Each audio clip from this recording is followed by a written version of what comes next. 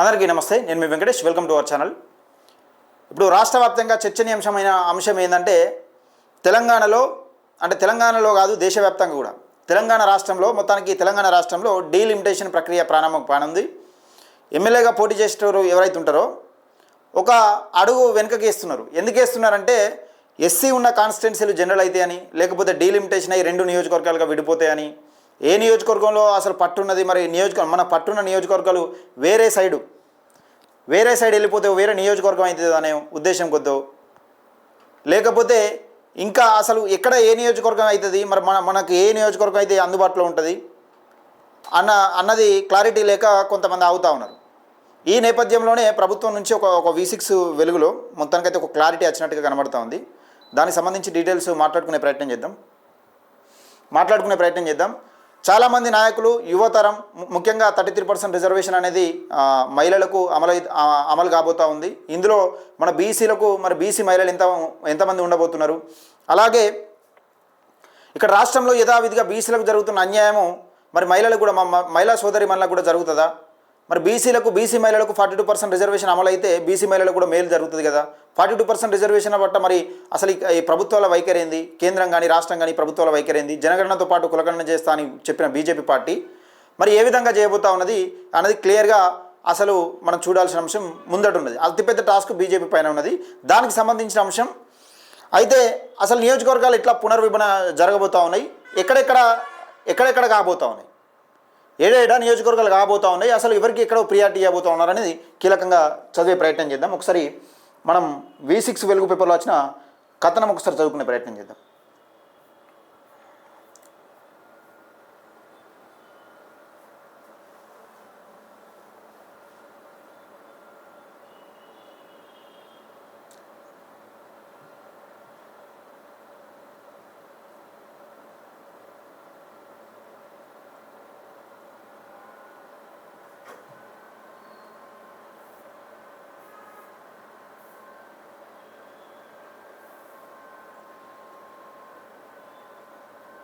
Right, ఇది urban చుట్టే అసెంబ్లీల సీట్లు, డీలిమిటేషన్లతో మారనున్న నియోజకవర్గాల స్వరూపం, జనాభా ప్రాతిపాదికనే అసెంబ్లీ లోక్సభ సెగ్మెంట్ల రీడ్రాయింగ్. సగటు ఒక నియోజకవర్గానికి ఎంత జనాభా ఉండాలంటే 2,14,000 జనాభా ఉండబోతూ ఉందట. లక్ష జనాభాకు సగటున 2.14 లక్షల జనాభాకు ఒక అసెంబ్లీ నియోజకవర్గం. ఒక్క లోక్సభ స్థానంలో సగటున 15,36,000 అన్నట్టు. అయితే 15.36 లక్షల జనాభా ఉండే అవకాశం. ఇక్కడ పట్టణ ప్రాంతాల్లో భారీగా పెరగనున్న అసెంబ్లీ స్థానాలు. హైదరాబాద్ శివారు జిల్లాలకే సింహభాగం సీట్లు. 3 లోకసభ స్థానాలుగా మల్కాజ్గిరి, ఇప్పుడు ఒకటే లోక్సభ స్థానం ఉంది, అది 3 కాబోతా ఉందట. కరీంనగర్, నిజామాబాద్ సీటులో 2 ఎమ్మెల్యేలు. బౌండరీల మార్పుతో మారనున్న రాజకీయ సమీకరణాలు. SC/ST నియోజకవర్గాలలో మార్పులు. ఇక్కడ SC/ST నియోజకవర్గాలు ఏవైతున్నాయో అందులో మార్పు రాబోతూ ఉన్నాయి. అంటే SC ఉన్నాయి జనరల్ కాబోతూ ఉన్నాయి, SC/ST ఉన్నాయి జనరల్ కాబోతూ ఉన్నాయి, మరి జనరల్ స్థానాలు రిజర్వ్డ్ కాబోతూ ఉన్నాయి. అది జరుగుతుంది. ఇందులో ముఖ్యంగా ఇక్కడ 33 మళ్ళీ రెండు లిటికేషన్స్ ఉన్నాయి. 33% మహిళలకు రిజర్వేషన్ అమలు కాబోతూ ఉంది. అలాగే 33% రిజర్వేషనే కాకుండా నియోజకవర్గాల మార్పు. ST ఉన్నాయి జనరల్ అవుతున్నాయి, జనరల్ ఉన్నాయి SC అవుతున్నాయి. మరి ఏది SC అవుతుంది, ఏది రిజర్వ్డ్ అవుతుంది, ఏది అన్రిజర్వ్డ్ అవుతుంది అనేది చెప్పాల్సిన అంశం. మరి మన బీసీలకు అయితే బీసీలకు మరి రిజర్వ్డ్ అవుతుంది, జనరల్ అవుతుంది, కానీ మరి బీసీ ఎందుకు అవుతుందో కానీ సోయి ఉండదు. ఆ సోయి లేదు మనకు. ఇక నియోజకవర్గాల పునర్విభజనలో రాష్ట్ర రాజకీయాల్లో అనూహ్య మార్పు చోటు చేసుకున్న డీలిమిటేషన్ గైడ్లైన్స్ ఖరారు కానప్పటికీ కేంద్రం నుంచి వస్తున్న లీకులు బట్టి అన్ని రాష్ట్రాలు ఇప్పుడున్న నియోజకవర్గాల సంఖ్యను 50% పెంచే అవకాశం ఉంది. ఈ లెక్కన రాష్ట్రంలోని లోక్సభ స్థానాల సంఖ్య 17 నుంచి 25కు చేరనుందట. అయితే ఇప్పుడు ఎంతున్నాయి లోక్సభ స్థానాలు, ఎంతున్నాయి ఎంపీ స్థానాలు 17 ఉన్నాయి. అయితే దాన్ని 25కి పెరగనుందట. అసెంబ్లీ స్థానాలు 119 నుంచి 179కి పెరగనున్నాయి. ప్రస్తుత జనాభా ఆధారంగా సీట్ల సంఖ్య పెంచడం వల్ల జనసాంద్రత ఎక్కువ ఉండే అర్బన్ ప్రాంతాల పరిధిలోనే అత్యధిక అసెంబ్లీ స్థానాలు వస్తాయి. హైదరాబాద్ దాని శివారులో అసెంబ్లీ సీట్లు 90కి పెరగనుండగా అధికారం చేజించుకోవడంలో కీలకంగా మారనున్నాయి. ప్రభుత్వ ప్రణాళికల విభాగం కేంద్రం గణాంక శాఖ నివేదిక ప్రకారం 2011 జనాభాల నుంచి ఏటా పెరిగే వృద్ధి రేటు మేరకు 2024 నాటికి ఉండాల్సిన జనాభా 3.84 కోట్లు.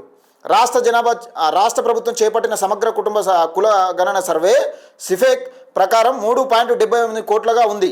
త్వరలో కేంద్రం చేపట్టనున్న జనగణన ప్రకారం రాష్ట్ర జనాభా 3.84 కోట్లకు కొంచెం అటు ఇటుగా ఉండే అవకాశం ఉందని ఎక్స్పర్ట్స్ చెబుతున్నారు. ఈ లెక్కల ప్రకారం రీడ్రాయింగ్ చేస్తే పాత నియోజకవర్గాల బౌండరీలు పూర్తిగా చెరిగిపోయి ఉన్నాయి. అధిక జనాభా ఉన్న నియోజకవర్గాలు ప్రధానంగా హైదరాబాద్, పూర్వ రంగారెడ్డి జిల్లాలోని అనేక సెగ్మెంట్లు 2 నుంచి 3 విడిపోనున్నాయి. మిగిలిన జిల్లాల్లో జనాభా సర్దుబాటు కోసం పల్లెలు, పట్టణాల, మండలాలను అటు నుంచి ఇటు నుంచి అటు కలపక తప్పదని చెప్తున్నారు. దీంతోడు ఎస్సీ ఎస్టీ నియోజకవర్గాల్లో మార్పులతో పాటు కొత్తగా మహిళలకు 33% రిజర్వేషన్లు రానున్నాయని ఒక వార్తను ఎత్తుస్తున్నాం. ఇక్కడ ఏంటంటే కన్ఫ్యూజన్. ఇప్పుడు మండలాలు ఉన్నాయి కదా, మన కేసీఆర్ సార్ ఏం చేసిండు? కేసీఆర్ సారు 33 జిల్లాలు పెంచినప్పుడు ఏమైంది? ఒక నియోజకవర్గంలో మూడు జిల్లాలకు సంబంధించిన మండలాలు ఉన్నాయి. ఆ మండలాలను అటు ఇటు కలిపే అవకాశం కూడా ఉంటుంది. మరి ఏ మండలం ఎటు పోతుంది, అసలు ఏది నియోజకవర్గం అవుతుంది, ఏ జిల్లాలు ఉంటుంది అన్నది కన్ఫ్యూజన్ ఏముంది. ఆ కన్ఫ్యూజన్తో పాటు 33% రిజర్వేషన్ మహిళా సోదరి మనులకు కాబోతా ఉన్నది. ఇది కన్ఫ్యూజన్, అసలైన కన్ఫ్యూజన్. అయితే ఇంకొకటి ఏంటంటే మారనున్న రిజర్వేషన్ల లెక్క కొత్త సమీకరణం కేవలం భౌగోళిక మార్పులే కాదు, సామాజిక వర్గాల వారిగా రిజర్వ్ నియోజకవర్గాలలో మార్పులు రానున్నాయి. పునర్విభజన తర్వాత ఎస్సీ ఎస్టీ జనాభా లెక్కల్లో వచ్చే మార్పుల ఆధారంగా ఆయా నియోజకవర్గాలకు రిజర్వ్ చేస్తారు. కొత్త జనాభా లెక్కల ప్రకారం ప్రస్తుతం జనరల్గా ఉన్న కొన్ని సీట్లు రిజర్వ్డ్గా, అలాగే ప్రస్తుతం రిజర్వ్డ్ స్థానాలు జనరల్గా మారే అవకాశం ఉంది. అదే సమయంలో 33% మహిళా రిజర్వేషన్లు కూడా అమల్లోకి వస్తాయి. దీంతో కొందరు నేతలు తమ నియోజకవర్గాలను వదులుకొని వేరే నియోజకవర్గాల వలస వెళ్లాల్సిన పరిస్థితులు తలెత్తనున్నాయి. నేతలు ఎందుకు వలస వెళ్లాల్సిన పరిస్థితి ఎందుకు ఉంటుంది? అక్కడ లేరా నేతలు? యువక నాయకులు లేరా? ఇంతమంది యువకులను తయారు చేస్తాం, ఈ రాజకీయ నాయకులు అందరూ చెప్తున్నారు కదా, యువకులను తయారు చేస్తాం, యువకులే రాజకీయంలోకి రావాలని. అక్కడ లేరా యువకులు? ఆ పార్టీలలో, ప్రధాన పార్టీలలో కాంగ్రెస్ కానీ, బీజేపీ కానీ, బీఆర్ఎస్ కానీ, ఇతర పార్టీలలో యువకులు లేరా? ఎందుకు తరలిపోతారు? అదంతా ఏముండదు, తరలిపోయేది ఏముండదు. కానీ ఇది జరగనుంది. దీనికి సంబంధించి పూర్తి క్లారిటీ ఒకసారి 2వ పేజీలో ఉంది. అయితే దీంతో దశాబ్దాలుగా ఆయా నియోజకవర్గాలకు కేంద్రంగా చేసుకుని రాజకీయాల్లో చక్రం తిప్పుతున్న నేతలు 2029 నాటికల్లా తమ నియోజకవర్గాల పరిస్థితి ఎలా ఉంటుందోనే ఆందోళన ఉన్నారు. ఇక భౌగోళిక హద్దులతో పాటు రాజకీయ సమీకరణాలు కూడా మారిపోనుండడంతో డీలిమిటేషన్పై సామాన్య జనంలోనూ తీవ్ర ఆసక్తి నెలకొన్నది. సగటున 2.14 లక్షల జనాభాకు ఒక అసెంబ్లీ నియోజకవర్గం. ఇది చూడరు కీలకంగా. అయితే సిపెక్ సర్వే అంచనాల ప్రకారం తెలంగాణ జనాభా 3.84 కోట్లు. ప్రస్తుతం రాష్ట్రంలో 17 లోక్సభ స్థానాలు, 119 అసెంబ్లీ నియోజకవర్గాలు ఉన్నాయి. అంటే సగటున ఒక లోక్సభ నియోజకవర్గంలో 22.58 లక్షలు, అసెంబ్లీ నియోజకవర్గంలో 3.22 లక్షల జనాభా ఉంది. కానీ పునర్విభజన ద్వారా వీటి సంఖ్యను 15 నుంచి 25కు, 119 నుంచి 179కి పెంచాలనే ఒక్కో లోక్సభ స్థానంలో సగటున 15.36 లక్షల అసెంబ్లీ స్థానాల్లో 2.14 లక్షల జనాభా ఉండేలా చూస్తారు. అంటే పునర్విభజన తర్వాత అసెంబ్లీ సెగ్మెంట్లో సగటు జనాభా దాదాపు 1,00,000 దాకా, లోక్సభ పరిధిలో 7 లక్షల దాకా తగ్గనుంది. దీంతో నియోజకవర్గాల విస్తీర్ణంలో మార్పులు చోటు చేసుకున్నాయంట. రాష్ట్ర జనాభాలో దాదాపు హైదరాబాద్ శివారు జిల్లాలకే ఎక్కువ సీట్లు రానున్నాయట. అయితే రాష్ట్ర జనాభాలో దాదాపు సగం కేవలం 3 జిల్లాలలోనే కేంద్రీకృతమైంది. హైదరాబాదు 1.05 కోట్లు, రంగారెడ్డి 53 లక్షలు, మేడ్చల్ మల్కాజ్గిరి 35 లక్షలు. జిల్లాల మొత్తం జనాభా 1.93 కోట్లుగా ఉంది. అంటే రాష్ట్రంలో మొత్తం 179 సీట్లలో దాదాపు 90 సీట్లు కేవలం ఈ 3 జిల్లాల పరిధిలోనే వచ్చే అవకాశం ఉంది. ప్రస్తుతం ఉన్న నియోజకవర్గాల్లో మరీ ముఖ్యంగా జనసాంద్రత ఎక్కువగా ఉన్న గ్రేటర్ పరిధిలో ఒక్కో నియోజకవర్గానికి 2 లేదా 3 ముక్కలు చేసి కొత్త స్థానాలను ఏర్పాటు చేయక తప్పని పరిస్థితి కనిపిస్తోంది. అత్యధిక జనాభా కలిగిన హైదరాబాద్ ప్రస్తుతం 15 సీట్లు, ఏకంగా 49 సీట్లు, రంగారెడ్డిలో 8 నుంచి 25 సీట్లు, మేడ్చల్ మల్కాజ్గిరిలో 5 నుంచి 16 అసెంబ్లీ స్థానాలు పెరగనున్నాయి.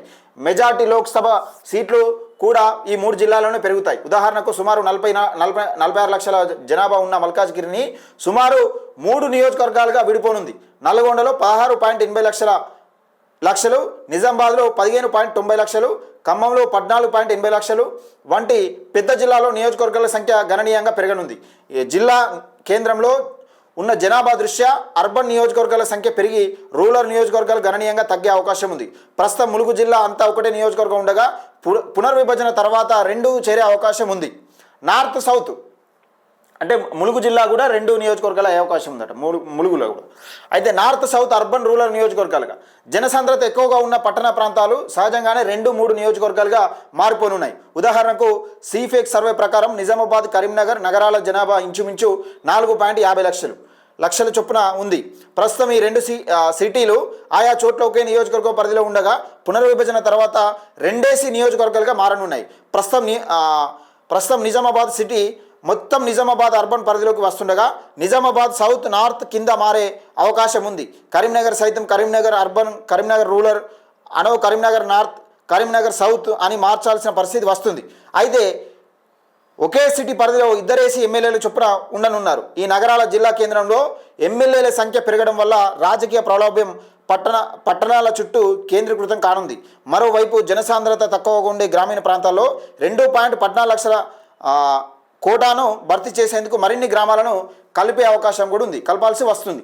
ఆ ద్వారా నియోజకవర్గాల భౌగోళిక పరిస్థితి విస్తీర్ణం అమాంతం పెరుగుతుంది. పాత నియోజకవర్గాల్లో కీలక మండలాలు, గ్రామాలను వేరే నియోజకవర్గాల్లోకి, వేరే జిల్లాలోకి వెళ్ళడం దశాబ్దాలుగా ఉన్న సామాజిక రాజకీయ బంధాలు తెగిపోనున్నాయి. అంటే ఇటు కలిసేసరికి ఎక్కడెక్కడ విచ్ఛిన్నం కానున్నాయి. అంటే నియోజకవర్గాలలో 2,14,000 జనాభా కంటే తక్కువ ఉంటే వేరే మండలాలకు వెళ్ళి, గ్రామాలకు వెళ్ళి కలుపుతారు. మరి అది వేరే మండలంలో కావచ్చు, లేకపోతే మండలాలు కలవచ్చు. ఆ జిల్లా నుంచి మండలం వేరు కావచ్చు, ఆ మండలం నుంచి గ్రామాలు కూడా వేరుగా అయ్యే అవకాశం ఉన్నది. ఇది క్లియర్. ఈ ఓటర్ల జాబితాను సవరిస్తూ ప్రస్తుతం రాష్ట్రంలో 3.35 కోట్ల జనాభా ఓటర్లు ఉన్నప్పటికీ పునర్విభజన మాత్రం జనాభా ఆధారంగానే జరుగుతుంది. ఒకసారి సరిహద్దులు ఖరారు అయితే తర్వాత ఆ కొత్త మ్యాప్ ప్రకారం ఓటర్ల జాబితాను సవరిస్తారు. ఇక అప్పటికి ఉన్న తుది జాబితా ప్రకారం ఉన్న ఓటర్లను ఆయా కొత్త నియోజకవర్గాల్లో పోలింగ్ కేంద్రాలకు మారుస్తారు. అంటే ఓటు ఎక్కడ ఉందో అక్కడే ఉన్నప్పటికీ ఓటు వేసే నియోజకవర్గం పేరు లేదా నంబర్ మారిపోయే అవకాశం ఉన్నది. ఇది జరుగుతూ ఉన్నది. అయితే పూర్తి శాస్త్రీయంగా నియోజకవర్గాల పునర్విభజనకు ప్రక్రియ అత్యంత శాస్త్రీయంగా జనాభా లెక్కల ప్రతిపాదికన పకడ్బందీగా సాగుతుందని అధికారులు చెప్తున్నారు. కేంద్ర ప్రభుత్వం అందించే అధికారిక సెన్సస్ టేబుల్స్లోని డేటాను వాడుకుంటూ ప్రతి గ్రామం, పట్టణ వార్డును ఒక ప్రాథమిక యూనిట్గా తీసుకొని పునర్విభజన కమిషన్ ఈ భారీ కసరత్తును నిర్వహించనుంది.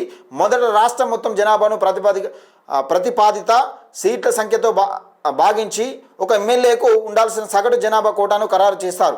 ఆపై జిల్లా జనాభా ఆధారంగా ఏ జిల్లాకు ఎన్ని సీట్లు రావాలో పంపిణీ జరిపి అనంతరం బ్లాక్ బిల్డింగ్ పద్ధతిలో ఒక దిశ నుంచి గ్రామాలను, మండలాలకు కలుపుకుంటూ వెళ్తూ ఎప్పుడైతే జనాభా నిర్ణీత కోటను చేరువవుతుందో అక్కడ ఒక నియోజకవర్గ సరిహద్దును ఖరారు చేస్తారు. ఆ ప్రక్రియలో ఒక గ్రామాన్ని ఎట్టి పరిస్థితుల్లోనూ విడదీయకుండా అనివార్యమైతే మండలాన్ని ముక్కలు చేస్తూ భౌగోళిక సామీప్యతను, రవాణా సౌకర్యాలను క్షుణ్ణంగా పరిశీలిస్తారు. పట్టణ ప్రాంతాల్లో జనసాంద్రత ఎక్కువ ఉండడంలో జిహెచ్ఎంసీ వంటి వార్డులు, డివిజన్ల వారి డేటాను ఆధారంగా నగర నియోజకవర్గాల పరిధిని నిర్ణయిస్తారు. ఎస్సీ ఎస్టీ జనాభా నిష్పత్తిని బట్టి ఆయా నియోజకవర్గాలకు సీట్లను రిజర్వ్డ్ చేస్తూ సహజ సిద్ధమైన నదులు, కొండలు వంటి సరిహద్దులు ప్రజా సౌకర్యమే ప్రాధాన్యతగా సరికొత్త రాజకీయ భౌగోళికని కమిషన్ తుది రూపకల్పన చేయనున్నట్లు తెలుస్తుంది. అంటే ఇక్కడ విషయం ఏంటంటే అన్ని రకాలుగా, అంటే మండలానికి కావాల్సిన వసతులు, లేకపోతే జిల్లాకు కావాల్సిన వసతులు ఏవేవై ఉన్నాయో, లేకపోతే ఆ నియోజకవర్గానికి సంబంధించిన వసతులు, కార్యక్రమాలు ఏవి ఉన్నాయో దానికి సంబంధించి మొత్తం వనరులు సేకరణ, ఈ నదులు కానీ దీనికి సంబంధించిన రోడ్డు కానీ ఇది ఎట్లున్నాయని చూసి పకడ్బందీగా చేసే అవకాశం ఉన్నది. మొత్తానికైతే సిటీలలో ఎక్కువ నియోజకవర్గాలు పెడతాయి. కరీంనగర్లో, నిజామాబాద్లో కూడా 2 నియోజకవర్గాలు అయ్యే అవకాశం ఉన్నదని చూస్తూ ఉన్నారు. ఈ ఆశావాహులు చూస్తూ ఉన్నారు డీలిమిటేషన్ ఎప్పుడైతుందా, మనం ఏ నియోజకవర్గం ఎందుకు ఉందాం, ఏ నియోజకవర్గంలో మనకు రిజర్వేషన్ కలిసి వచ్చే అవకాశం ఉంది, ఎస్సీ అయితే ఎక్కడికి వెళ్ళాలి, జనరల్ అయితే ఎక్కడికి వెళ్ళాలి, ఎవరు ఎక్కడ పోటీ చేయాలనే అవకాశం ఉన్నట్టుగా కనబడతా ఉంది. మొత్తానికైతే జనరల్ స్థానాలు పెరగనున్నాయి, జనరల్ స్థానాలు కూడా పెరుగుతాయి ఈ దెబ్బతోని. ఎస్సీ రిజర్వ్డ్ స్థానాలు కూడా మారనున్నాయి. అలాగే 33% రిజర్వేషన్ అమలుగానే ఉంది. దీనికి సంబంధించి డీలిమిటేషన్ అయ్యే వరకు అసలు కన్ఫ్యూజన్లు ఉంటారు నాయకులు. మరి ఎక్కడ అడగాలని, ఎక్కడ ప్రశ్నించాలి, ఎక్కడ ప్రజల సమస్యల గురించి కొట్లాడాలని కన్ఫ్యూజన్లు ఉన్నట్టున్నారు. మరి నిజంగా ఇన్ని రోజుల నుంచి ఎవరెవరైతే ఇన్ని రోజులు పాగా వేసుకొని ఉన్నారో, నియోజకవర్గం మాది, ఎప్పటికీ మేము ఇన్నే ఉంటామని పాగా వేసుకొని ఉన్నారో, గట్టిగా పకడ్బందీ ఓటింగ్తో నిజంగా ఒక బ్యాంక్ ఓట్లతో ఉన్నారో ఆ బ్యాంక్ ఓట్లు ఇప్పుడు చీలనున్నాయి. గ్రామ స్థాయి నుంచి, మండల స్థాయి నుంచి, జిల్లా స్థాయి నుంచి అసలు ఏ గ్రామం ఎటుపోతుంది, ఏ మండలం ఎటుపోతుంది అని చెప్పలేని పరిస్థితిలో ఉన్నది. అన్ని పకడ్బందీగా విభజించి నియోజకవర్గాల పునర్విభజన జరుగుతుందని కేంద్రం చెప్తున్నమాట. మరి చూద్దాం మరి ఏం జరుగుతుంది అన్నది. కీలకంగా చెప్పాల్సిన అంశం ఏంటంటే ఒక యువతరం అయితే రాజకీయంలోకి రాబోతా ఉన్నది, ఇది క్లియర్. ఎందుకంటే 60 నియోజకవర్గాలు పెరగనున్నాయి కాబట్టి అందులో 33% మహిళలకు కేటాయించాలి. పెరిగిన నియోజకవర్గాలు మహిళలకే కేటాయించాలి, మహిళలకే కేటాయిస్తారు. అలాగే అందులో మా బీసీ మహిళలు ఎంత, మరి ఈ 42% రిజర్వేషన్ అనేది అసెంబ్లీ స్థానాలలో మా స్థానాలు ఈ పెరగనున్న అసెంబ్లీ స్థానాలలో 179 గాను ఉన్నాయి కదా, ఇప్పుడు 119కి 179 గాను ఉన్నాయి. 179లో మెజార్టీ బీసీ ప్రజలు ఎంత, బీసీ నాయకులు ఎంతమంది ఉంటారు అనేది చూడాల్సిన అంశం. మరి మెజార్టీ బీసీ ఎమ్మెల్యేలకు ఏ పార్టీ బీఫామ్లు ఇస్తారు, ఈ పార్టీలు బీసీలకు ఏ పార్టీ పెద్ద పీట ఇస్తారు, మరి బీసీ ముఖ్యమంత్రి సంగతి ఏంది, ఇవన్నీ చూడాల్సిన అంశం. పెద్ద టాస్క్గా మారింది. నియోజకవర్గాల పునర్విభజన కాదు, పునర్విభజన అయిన తర్వాత ఇందులో బీసీల వాటా ఎంత, బీసీ మహిళల వాటా ఎంత, బీసీ నాయకుల వాటా ఎంత అనేది చూడాల్సిన అంశం.